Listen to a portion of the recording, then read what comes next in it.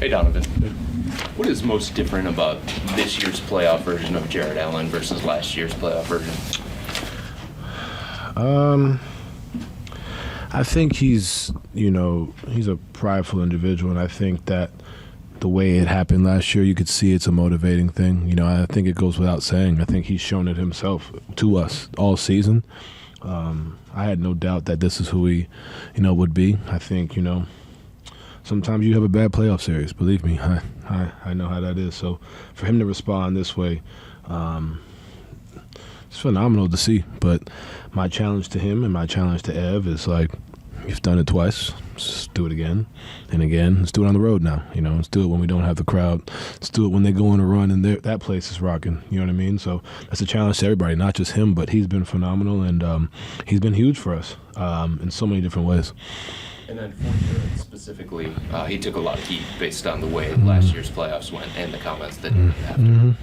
There were people that were calling him soft. How do you feel like this start to these playoffs has helped start to change that reputation? I mean, knowing J.A., he probably didn't even see the comments, to be honest with you, now that I know him, because I called him and he didn't answer. He was on vacation, getting his mind right, and you've seen it's paying off. I think it's one of those things where I don't think he's a soft individual. I think people are going to say what they're going to say, and he's a guy that's like, look, I think he said he had no regret saying it too. Like, he'd stand on it, and like that's what he said. And now he's gonna go out there and just be him. And not everybody's built like that, mentally, let alone just what he's been doing. So it's a credit to him. And like I said, I have no doubt, he's gonna continue to be this guy. But it's always a challenge. It's always gonna continue to be more. But he's a guy that, trust me, he's not looking at what everybody's saying. He goes about his business and does his job at the highest level. And it's great to see that continue, through these two playoff games. I'm sure you feel like you could play as a team better, but are you much better satisfied with the way these two games have gone? No. I think there's a level that we can continue to improve at. I think the fourth quarter, last 8-7 minutes or so, like, can't happen. You know what I mean? Like, we're fortunate we got the win. We did a lot of good things, but the challenge is we got to fix that. You know what I mean? It starts with me. I hold myself to that standard, and those last 6, 7, 8 minutes were on me. I got to do my job.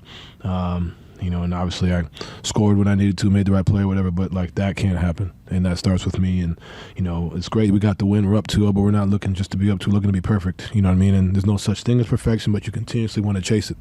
And if I'm not doing my job, then that's kind of my mode right now. Like I started out great and didn't really do, my thing throughout the course of the game. I did a lot of different things, but I can be better for the group, as a whole, and I will be. Ron?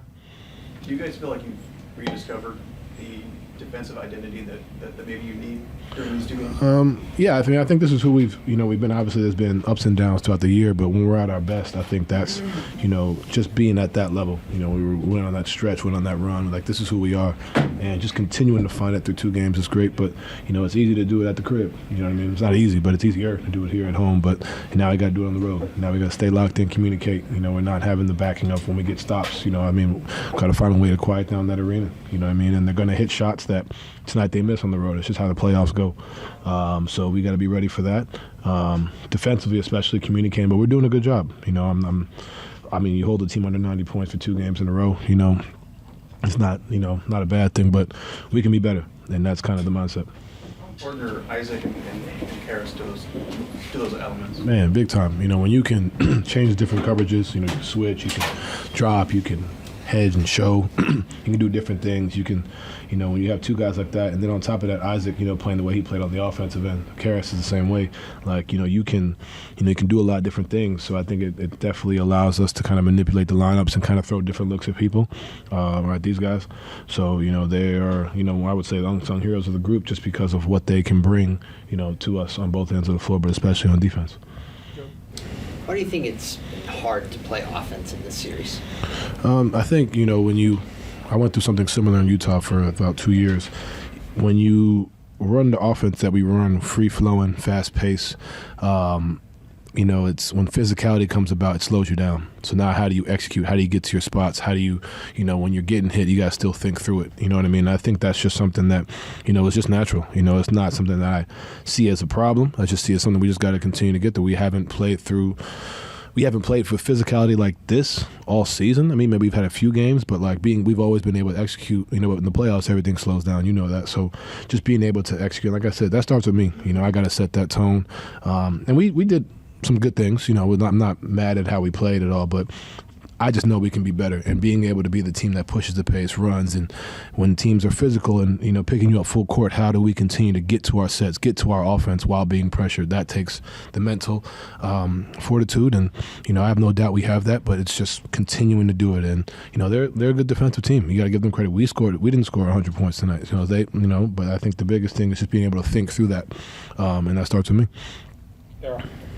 Donovan, could you just speak to the energy you really brought in that first quarter, not just from a scoring standpoint? You had a steal, you had a block, you were running out of bounds, trying to save balls and things like that, and just how much do you feel that your teammates kind of picked up on that and took and ran with it? Yeah, I mean, it's on me. Like I said it last game, while I'm here, I set the tone, and kind of doing that, and my teammates have my back.